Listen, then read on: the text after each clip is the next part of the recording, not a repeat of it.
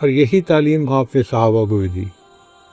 حدیث مبارکہ میں ہے اللہ رب العزت جس بندے سے خوش ہوتے ہیں اس کو نرم دل عطا فرما دیتے ہیں۔ بعض لوگ ہوتے ہیں نرم دل، وہ کسی کی تکلیف برداشت نہیں کر سکتے، اس کو دیکھ نہیں سکتے، اور کچھ لوگ سنگ دل ہوتے ہیں۔ سنگ دل سے کیا مراد؟ پتھر دل، ان کو دوسرے کی تکلیف کا احساس نہیں ہوتا۔ ایسے بے حس قسم کے لوگ اللہ کی نظر میں انسان نہیں ہوتے، وہ حیوان ہیں۔ جس کے دل میں احساس کرنے والا، جس کے سینے میں دل ہو، وہ انسان ہے۔ دوسرے کے ساتھ ہمدردی کرے، خیرخواہی کرے، بھلا کرے، دوسرے کے غم کو غم سمجھے، دوسرے کی تکلیف کو تکلیف محسوس کرے، وہ صحیح معنوں میں انسان ہے، اس کے اندر انسانیت ہے۔ چنانچہ ایک صحابی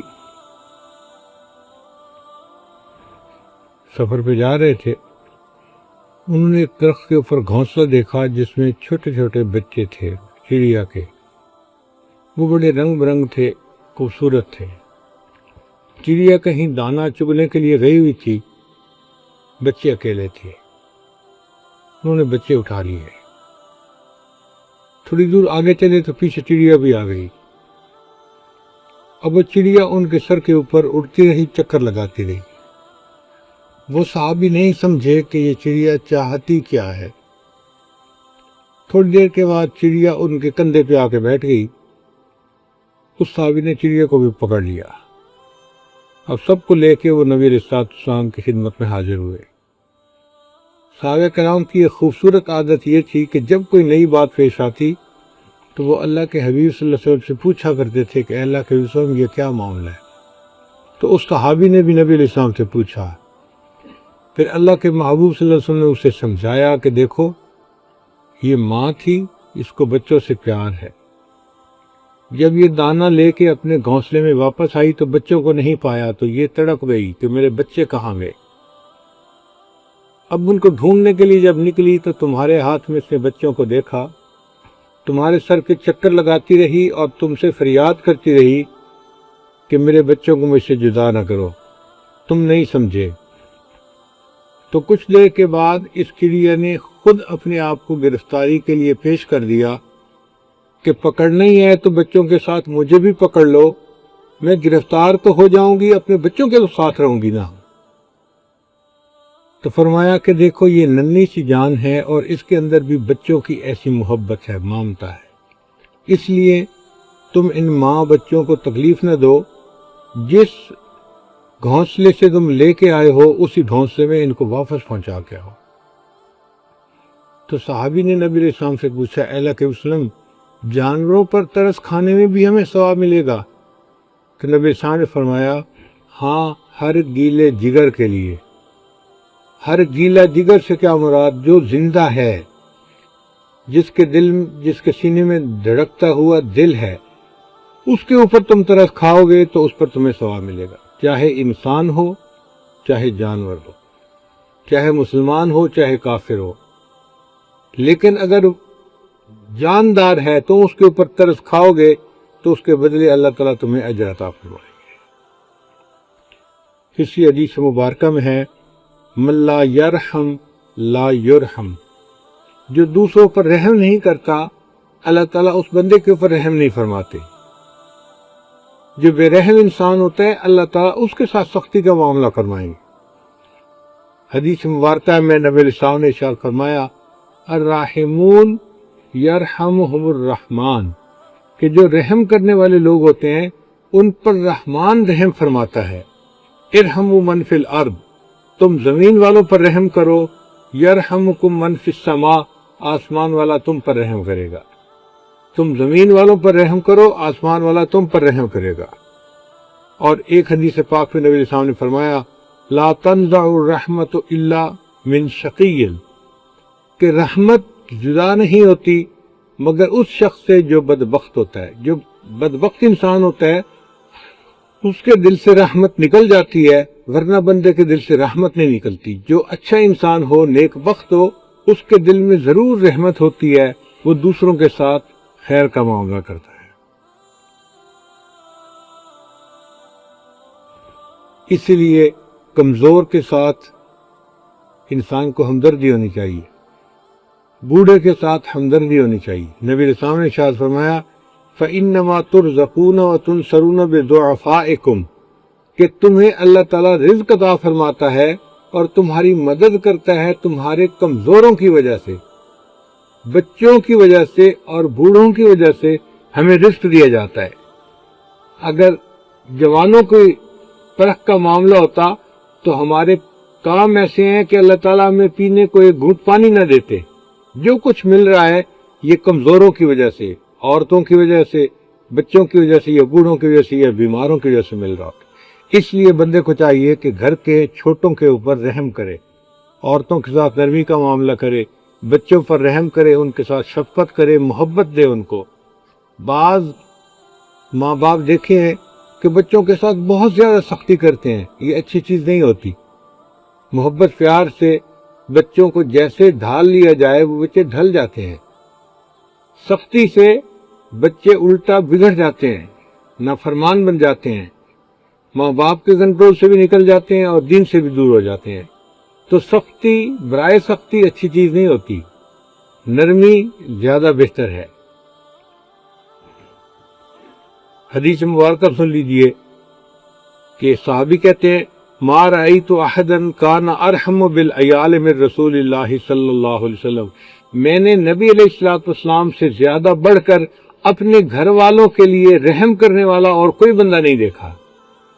نبی علیہ السلام سب سے زیادہ اپنے اہل خانہ پر مہربان تھے، عورتوں پر بھی، بچوں پر بھی، گھر کے ہر فرد کے اوپر مہربان تھے۔ شریعت نے سختی کی اجازت دی ہے، مگر اس وقت جب معاملہ حد سے بڑھنے لگے اس وقت سختی کی اجازت دی ہے، ورنہ عام حالات میں محبت پیار سے انسان اپنے گھر کے معاملات کو سلجھائے تو بات سلجھ جاتی ہے۔ نبی علیہ السلام دوسرے کا اتنا خیال رکھتے تھے کہ حدیث پاک میں ہے، نبی علیہ السلام نماز پڑھا رہے تھے، عورتوں کے پیچھے کی جہاں مردوں کی صفیں سکم ہوتی تھی اس سے پیچھے عورتوں کا حصہ تھا، باب النساء تھا وہاں پہ، تو وہاں سے کسی بچے کے رونے کی آواز آئی تو نبی علیہ السلام نے نماز کو مختصر کر دیا، اور پھر بعد میں نبی علیہ السلام نے فرمایا کہ میرا دل چاہتا تھا کہ میں نماز لمبی پڑھوں، مگر چونکہ ایک بچہ رو رہا تھا، اس بچے کے رونے پر اس کی ماں کا دل دکھ رہا ہوگا، اس لیے میں نے نماز کو مختصر کر دیا۔ تو رحمت للعالمین جو امام الانبیاء ہے، جو رب کریم کے محبوب ہیں، وہ نماز کو لمبا کرنا چاہتے ہیں مگر ایک بچے کے رونے کی وجہ سے نماز کو مختصر کر دیتے ہیں۔ تو ہمیں اپنے بچوں کے اوپر کیوں مہربانی نہیں کرنی چاہیے؟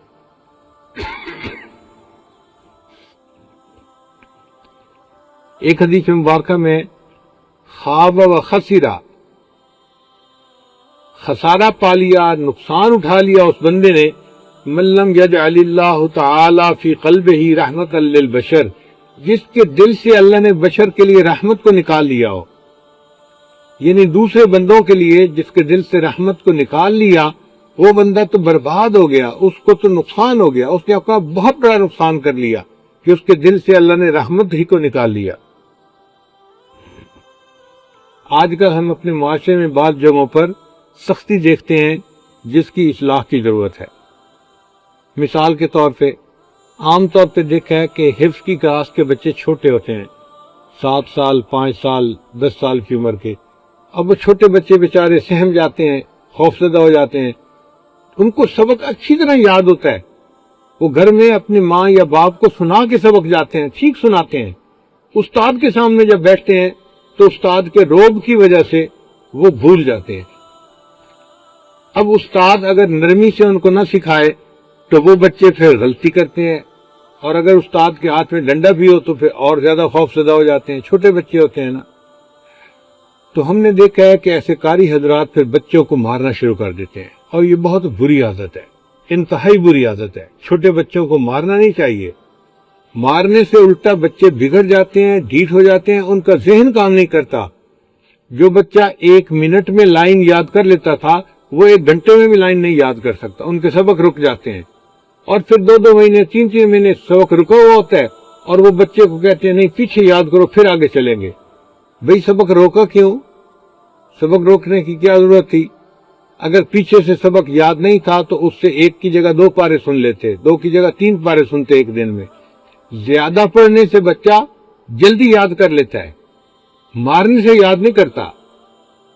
سختی کرنا اس کا حل نہیں ہے۔ ہمارے ایک دوست ہیں بیرون ملک میں، عالم ہیں، ڈاکٹر بھی ہیں، ان کی بیوی بھی عالمہ ہے۔ انہوں نے اپنے بچے کو قرآن پاک کا حافظ بنانا شروع کیا۔ اب بچے نے 6-7 پارے یاد کر لیے، پھر بچے کو پیچھے پاروں میں غلطیاں آنے لگ گئیں، تو ان کے استاد صاحب نے اس کا سبق بند کر دیا کہ پیچھے یاد کرو پہلے، بعد میں تمہیں سبق دیں گے۔ اب جب کئی دن بچے کو سبق نہ ملا تو اس کا انٹرسٹ لیول جو تھا وہ نیچے آتا گیا، اس کو یاد کرنے سے کوئی مزہ ہی نہ رہا۔ اب استاد نے سختی کرنی شروع کر دی، کبھی اس کے کان کھینچے، کبھی اس کو سب کے سامنے ڈانٹا۔ اب ان ملکوں میں مار تو نہیں سکتے مگر ڈانٹ ڈپٹ تو کر ہی سکتے ہیں نا، تو انہوں نے کرنی شروع کر دی، تو بچہ بے دل ہو گیا۔ جب لوگوں کے سامنے، پوری کلاس کے سامنے بچے کو ذلیل اور رسوا کیا جاتا تو بچے نے کہا کہ امی میں نے قاری صاحب کے پاس نہیں جانا۔ اب وہ پریشان ہوئے کہ ہم بچے کو کیسے حافظ بنائیں۔ میاں بیوی نے آپس میں مشورہ کیا تو ماں نے کہا کہ کوئی بات نہیں، میں عالمہ ہوں، میں اپنے بچے کو گھر میں یاد کروا لیتی ہوں۔ انہوں نے بچے کو گھر میں یاد کروانا شروع کر دیا۔ اب جب بچے کو گھر میں یاد کروانا شروع کیا تو ماں تو پھر ماں ہوتی ہے، بچہ اتنا اس کی وہ اتنا روب میں نہیں آتا۔ مائیں اللہ میاں کی گائیں، وہی ہوتا ہے معاملہ۔ تو اب کیا ہوا کہ بچے نے ماں کو بھی سبق سنانا ہوتا تو وہ یاد نہ کرتا، اور جب یاد نہ کرے تو غلطیاں آتی ہیں۔ اب جب غلطیاں آنے لگی تو ماں نے بھی ڈانٹنا شروع کر دیا۔ 1 مہینے تک وہ اپنی امی سے ڈانٹ کھاتا رہا۔ 1 مہینے کے بعد اس نے کہہ دیا کہ میں نے امی سے بھی نہیں پڑھنا۔ پھر باپ نے کہا کوئی بات نہیں، میں اس کو سنبھال لوں گا، مجھ سے ڈرتا بھی ہے، یاد بھی کرے گا سبق۔ تو باپ نے کہا میں آپ کو یاد کرواؤں گا۔ اس نے باپ کو چند دن تو ٹھیک سنایا، مگر پھر غلطی آ جاتی ہے۔ غلطی آنے لگی تو والد نے بھی ڈانٹنا شروع کر دیا۔ اب وہ کہے کہ مجھے سبھی ڈانٹتے ہیں، استاد بھی ڈانٹتا تھا، ماں بھی ڈانٹتی ہے، ابو بھی ڈانٹتا ہے۔ وہ کہے تیری غلطی آتی ہے۔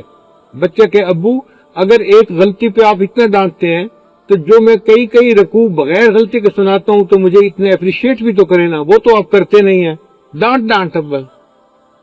حتیٰ کہ ایک دن بچے نے کہہ دیا نہیں میں حافظ بن ہی نہیں سکتا، میں حافظ نہیں بنتا۔ اب جب بچے نے انکار کر دیا کہ میں حافظ بن ہی نہیں سکتا تو ماں باپ کو فکر لاحق ہوئی، بچے کو کیسے سنبھالیں۔ وہ اس کو لے کے عمرے پہ آ گئے۔ عمرے پہ انہوں نے میرے سامنے مسئلہ رکھا کہ جی بچہ ہے، ذہین بہت ہے، کلاس میں فرسٹ آتا ہے، اسکول میں حفظ کے بارے میں کہتا ہے کہ جی میں تو حافظ بن ہی نہیں سکتا، اس لیے میں نے نہیں بننا۔ میں نے بچے سے بات چیت کی تو مجھے پتہ چل گیا کہ مسئلہ کیا ہے۔ میں نے کہا اچھا میں آپ لوگوں کا مسئلہ حل کرواتا ہوں۔ میں نے ان کو بٹھایا، میں نے کہا کہ پہلی بات تو میں ماں باپ سے یہ وعدہ لیتا ہوں کہ آپ لوگ آج کے بعد بچے کو کبھی بھی نہیں ڈانٹیں گے۔ والد نے بھی وعدہ کیا، اس کی والدہ نے بھی وعدہ کیا۔ اب جب انہوں نے وعدہ کیا تو پھر میں نے بچے کو کہا کہ دیکھو بھائی میں نے آپ کے والدین کو ڈانٹ سے مار سے تو روک دیا ہے، اب میری ذمہ داری آ گئی۔ اب رہی بات یہ کہ کچھ آپ کی بھی ذمہ داری ہے، پوری کریں۔ اس نے کہا جی کیا ذمہ داری ہے؟ میں نے کہا ذمہ داری یہ ہے کہ آپ نے 1 پارے کو دن میں 3 دفعہ پڑھنا ہے، بار بار پڑھنا ہے نا، تو پڑھو گئی، کوئی مسئلہ نہیں۔ اس نے کہا جی کوئی بات نہیں، میں 3 دفعہ پڑھ لوں گا۔ اب اس نے 1 پارے کو صبح دوپہر شام دن میں 3 مرتبہ پڑھنا شروع کر دیا۔ والد کو میں نے کہا کہ دیکھو اس کی اگر 10 غلطیاں نکلیں تو بھی کچھ نہیں کہنا، 50 غلطیاں نکلیں تو بھی کچھ نہیں کہنا، 100 غلطیاں پارے میں نکلیں تو بھی آ کے کچھ نہیں کہنا، صرف آپ نے غلطی بتا دینی ہے کہ بچہ تم یہ غلط پڑھ رہے ہو، ٹھیک یہ ہے، بس اس سے آپ نے سننا ہے، لیکن یہ دن میں 3 دفعہ پارا آپ کو سنائے گا۔ پھر میں نے ماں باپ کو سمجھایا کہ دیکھو جتنا یہ بار بار پڑھے گا نا اتنا اس کی غلطیاں آٹومیٹک ختم ہوتی جائیں گی. تو بار بار پڑھنا اس کا علاج ہے، ڈانٹ ٹپٹ کرنا اس کا علاج نہیں ہے. آپ دیکھیں کبھی سورہ فاتحہ میں غلطی آئی؟ کبھی نہیں آتی. کیوں نہیں آتی؟ بار بار پڑھتے ہیں. ہر بندے کو یاد ہوتی ہے، غلطی کا امکان ہی نہیں ہوتا. اسی طرح جب بار بار قرآن پاک کو پڑھا جائے تو پھر غلطی کا امکان ختم ہو جاتا ہے. چنانچہ والدین نے اس کو کہہ دیا کہ بھئی 100 غلطیاں بھی آئیں تو ہم نہیں ڈانٹیں گے. بچہ حیران تھا، پہلے ایک غلطی پہ اتنی میری بے عزتی ہوتی تھی، اب 100 غلطیوں پہ بھی کوئی مجھے کچھ نہیں کہے گا. میں نے کہا کوئی کچھ نہیں کہے گا، بس تم پڑھو صحیح. بچے نے پڑھنے کا وعدہ کر دیا، اس والد نے اس کو پڑھانا شروع کر دیا. اللہ کی شان دیکھیں، 8 مہینے میں اس بچے نے پورا قرآن پاک یاد کر لیا. پورا جس کا سبق 8 مہینے سے رکا ہوا تھا، ایک لائن آگے نہیں استاد دے رہا تھا کہ جی اس کا سبق کچا ہے، اب اگلے 8 مہینے اس نے پورا قرآن پاک یاد کر لیا. پھر اس کے والد نے مجھے فون کیا، حضرت اب تو اس کے قرآن پاک کے ساتھ محبت کا یہ حال ہے، ہم لوگ گاڑی ڈرائیو کر کے دوسرے شہر جا رہے ہوتے ہیں، وہ کار میں بیٹھا ہوا اپنی منزل پڑھ رہا ہوتا ہے. ان کا یہ طریقہ ہے بچے کو قرآن پاک یاد کروانے کا، مار طریقہ نہیں ہے اس کا. تو مار نہیں، پیار، یہ طریقہ ہے پڑھانے کا. ہمارا چھوٹا سا دارالعلوم وہاں شہر میں ہے، حفظ کی اس میں کلاسیں ہیں. وہاں میں نے کچھ سال پہلے اصول بنا دیا کہ استاد بچے کو نہیں مار سکتے. مجھے پتہ چلا جی کہ ان کے سب نے استادوں نے اپنے اپنے ڈنڈے بنائے ہوئے ہیں اور یہ ان ڈنڈوں سے بچوں کی پٹائی کرتے ہیں. ایک دن میں اچانک گیا اور میں نے جا کے تینوں استادوں کے وہ جو ڈنڈے تھے نا وہ لے لیے اور چلا گیا.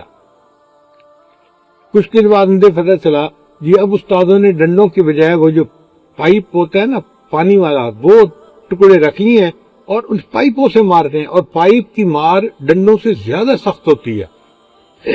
خیر پھر دوبارہ مجھے جانا ہوا، پھر میں نے ان کے وہ پائپ بھی سب اٹھا لیے. اب استاد مجھے کہہ تو کچھ نہ سکے، لیکن انہوں نے اس کا حل کیا نکالا کہ مکے سے اور تھپڑوں سے مارنا شروع کر دیا. ذرا سی کوئی بات بچے کے تھپڑ لگ رہا ہے، مکے لگ رہے ہیں، اس کے بال کھینچے جا رہے ہیں. پھر مجھے پتہ چلا جی کہ استاد تو پھر سختی کر رہے ہیں. پھر میں نے گیا بیان کیا، اور بیان کر کے استادوں کو میں نے سمجھایا کہ آپ لوگ یہ مار والا پہلو ختم کریں اور پیار والا پہلو شروع کریں. بچے کو فضائل سنائیں، ترغیب دیں، اس کی ذہن سازی کریں، بچہ اپنے شوق سے یاد کرنا شروع کرے، مار کی ضرورت نہیں ہے. تو جب میں نے یہ کہا تو ایک بڑے قاری صاحب جو تھے، میرے بچوں کے استاد بھی تھے اور ہمارے ساتھ ان کا رشتہ داری کا تعلق بھی ہے، وہ کہنے لگے حضرت صاحب ایک وقت تھا کہ بچے ڈنڈے کے ڈر سے جو ہے نا وہ یاد کر لیا کرتے تھے،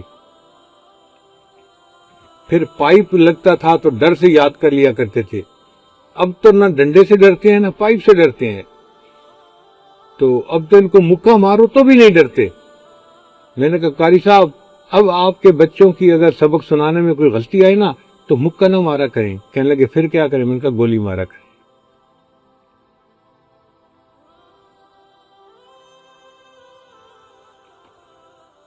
پھر میں نے کہا کہ قاری صاحب یہ بچہ غلطی کر گیا ہے جو مدرسے میں آ گیا ہے. کہتے نہیں. میں نے کہا یہ مجرم ہے جو مدرسے میں آیا بیٹھا ہے. کہتے نہیں. میں نے کہا اس بچے کا احسان ہے، چھوٹا ہے، ماں باپ کے کہنے پہ سمجھانے پہ یہ مدرسے میں آ گیا ہے، تو ہم اس کو بچے کا احسان سمجھیں، اس کو سمجھائیں پیار سے. یہ نہیں ہے کہ اس کو اب مارنا شروع کر دیں، ماریں گے تو اس کا دل اچاٹ ہو جائے گا. مار مجرموں کے لیے ہوتی ہے، مخلصوں کے لیے نہیں ہوتی. یہ مخلص بچہ ہے، یہ چھوٹی عمر کا ہے، معصوم ہے، اس کو کیوں مارتے ہیں آپ؟ تو جی ڈنڈا کیرے بگڑیا تگڑیا تھا. میں نے کہا بگڑے تگڑیا دا ہے، یہ ابھی تو چھوٹا بچہ ہے 4-5 سال کا، یہ کیا بگڑا تگڑا ہے؟ اس میں تو کوئی بگاڑ نہیں آیا ابھی. پھر جب ان کو سمجھایا تو ان کو بات سمجھ میں آئی کہ ہاں ہمیں بچوں کو مارنا نہیں چاہیے بلکہ پیار سے پڑھانا چاہیے. تو بہت سارے لوگ قاری ہوتے ہیں اور آج کے دور میں بہت سارے قہاری ہوتے ہیں. وہ بیچارے قاری نہیں رہتے، وہ قہاری بن جاتے ہیں. ذرا سی بات کے بس ڈنڈے برس رہے ہیں، مار رہے ہیں، تھپڑ مار رہے ہیں، مکے مار رہے ہیں. یہ کوئی طریقہ نہیں ہے پڑھانے کا. ایسا بندہ استاد بننے کے ہی قابل نہیں ہے جو بچوں کو سمجھا نہیں سکتا، جو بچے کو پیار سے نہیں پڑھا سکتا۔ تو نبی اسلام نے ارشاد فرمایا کہ برباد ہو گیا وہ اور خسارہ پا گیا وہ جس کے دل سے اللہ نے بشر کے لیے رحمت کو نکال لیا ہے۔ ایک ایکسٹریم ہے ہماری ذرا سی بات پہ ڈنڈا، اور ایک ایکسٹریم ہے ویسٹ والوں کی، مغرب کی، انہوں نے بالکل بند کر دی ہے مار۔ ان کے ملکوں میں کوئی استاد شاگرد کو مار ہی نہیں سکتا کہ جو مرضی ہو۔ وہ بھی ایک ایکسٹریم ہے اور یہ بھی ایک ایکسٹریم ہے۔ وہاں بچے استادوں کو بہت تنگ کرتے ہیں، بہت تذلیل کر دیتے ہیں، لیکن وہ بچوں کو مارتے نہیں ہیں۔ عجیب بات ہے، منع ہے، قانوناً منع ہے۔ کوئی بچے کو ہاتھ لگائے استاد، اس کو فوراً جیل میں بھیج دیا جاتا ہے۔ تو ایک وہ ایکسٹریم، ہاتھ ہی نہیں لگا سکتے۔ اس لیے پھر وہ لوگ جو ہے اسلام کے اوپر اعتراض کرتے ہیں، وہ دیکھو جی اسلام نے تو مارنے کا حکم دیا ہے، اور اس سے دین سے لوگوں کو دور ہٹاتے ہیں۔ ایک دفعہ میں ایک جگہ بیٹھا تھا تو ایک آدمی جو ہے کہنے لگا، او جی یہ دین اسلام بھی کیا دین ہوا جو عورتوں کو مارنے کا حکم دیتا ہے۔ میں نے کہا کہ کب مارنے کا حکم دیتا ہے؟ کہنے لگا جی جب وہ برائی کرے۔ تو میں نے کہا اچھا اگر وہ برائی کرے تو پھر کیا اسے حلوہ کھلانا چاہیے، بتائیں؟ پھر چپ ہو گیا، پھر اس کے بعد کوئی جواب نہیں تھا۔ میں نے کہا شریعت نے کہا ایک حد ہے، اگر حد کراس ہو رہی ہے تو پھر وہاں سے مار شروع ہوتی ہے، اس سے پہلے نہیں۔ اور شریعت شروع میں مارنے کا حکم نہیں دیتی، خاوند کو کہتی ہے پہلے تم اس سے بولنا بند کر دو، اگر وہ تمہاری بات نہیں مان رہی، نافرمان بن رہی ہے، اور اگر پھر بھی نہیں مانتی تو اپنا بستر جدا کر لو، اور اگر پھر بھی نہیں مانتی تو تیسرا درجہ آتا ہے۔ تو تیسرے درجے میں تو وہی پہنچے گا نا جو ضدی ہوگا اور واقعی نافرمان ہوگا۔ تو شریعت اعتدال کا حکم دیتی ہے۔ اب پتہ چلا کہ نیدر ایسٹ نور ویسٹ، اسلام از دی بیسٹ۔ نہ ہمارے علاقائی جو عادتیں ہیں وہ اچھی ہیں، نہ ان لوگوں کی عادتیں اچھی ہیں۔ جو تعلیمات اسلام نے دی ہیں وہی تعلیمات سب سے زیادہ بہتر ہیں۔ شریعت نے کہا بچوں کو پیار سے پڑھاؤ، پیار رکھو۔ ہاں اگر کوئی جرم کی حد تک پہنچے تو شریعت نے اس کے لیے مار کو جائز قرار دیا ہے۔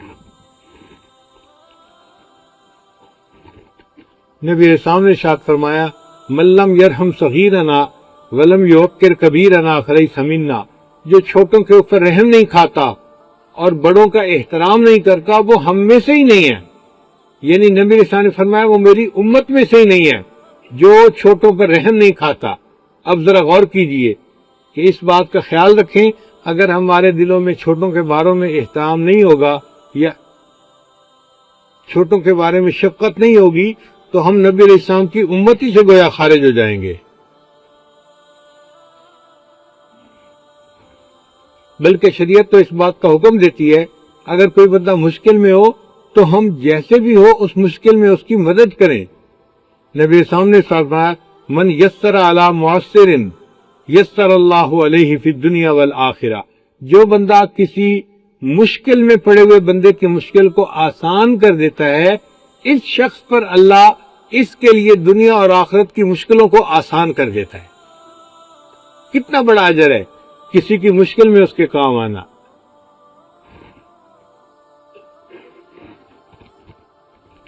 نبی اسلام نے ارشاد فرمایا جو کوئی اپنے بھائی کی حاجت پوری کرنے کے لیے اس کے ساتھ چلا، یہ نہیں ہے کہ اس کا کام کروا دیا، نہیں، کام ہو یا نہ ہو یہ الگ بات ہے، جو اپنے بھائی کی حاجت براری کے لیے اس کے ساتھ چلا ہے، اس کی مدد کے لیے چلا، اس کو میری مسجد میں 2 سال اعتکاف کرنے کا اللہ تعالیٰ ثواب عطا فرمائیں گے۔ مسجد نبوی میں 2 سال اعتکاف کرنے کا ثواب ملے گا جو اپنے بھائی کی حاجت براری کے لیے اس کے ساتھ چلے گا۔ اور ایک حدیث پاک میں نبی صلی اللہ علیہ وسلم نے فرمایا من کان فی حاجت اخیہ کان اللہ فی حاجتہ، جو شخص اپنے بھائی کی حاجت پوری کرنے کے لیے اس کے ساتھ ہوتا ہے اتنی دیر اللہ تعالیٰ اس بندے کی حاجتوں کو پورا کرنے میں لگا رہتا ہے. اللہ اس کی حاجت پوری کرنے میں لگا رہتا ہے جو اپنے بھائی کے کام کرنے میں لگا ہوتا ہے. اس سے اندازہ لگائیے کہ شریعت نے اپنے بھائی کے کام کروانے کو کیا رتبہ عطا فرمائے. کسی کے دکھ کو بانٹنا، اس کو محسوس کرنا اللہ کو بہت پسندیدہ ہے. ہماری نفلوں سے، نمازوں سے بڑھ کر یہ عمل ہے.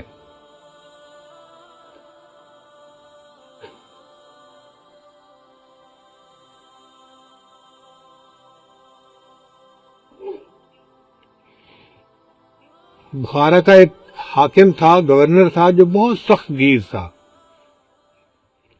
ذرا ذرا سی بات پہ لوگوں کو پٹائی کرواتا تھا، مارتا تھا، ان کو جیل میں بند کر دیتا تھا. لوگ اس سے بہت تنگ تھے. ایک دفعہ وہ جا رہا تھا تو اس نے ایک خارش زدہ کتے کو دیکھا، بیمار کتے کو دیکھا.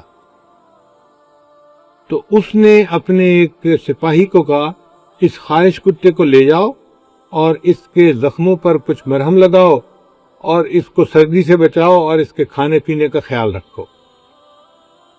اللہ کی شان کے اس کے سپاہی نے کتے کا خیال رکھا اور کتا صحت مند ہو گیا. کچھ عرصے کے بعد حاکم مر گیا. جب فوت ہو گیا تو کسی نے اس حاکم کو خواب میں دیکھا. اس نے کہا سناؤ بھائی تمہارے ساتھ کیا بنا. حاکم نے کہا کہ جب اللہ تعالیٰ کے حضور پیشی ہوئی تو اللہ تعالیٰ نے فرمایا کہ تو بھی کتا ہی تھا.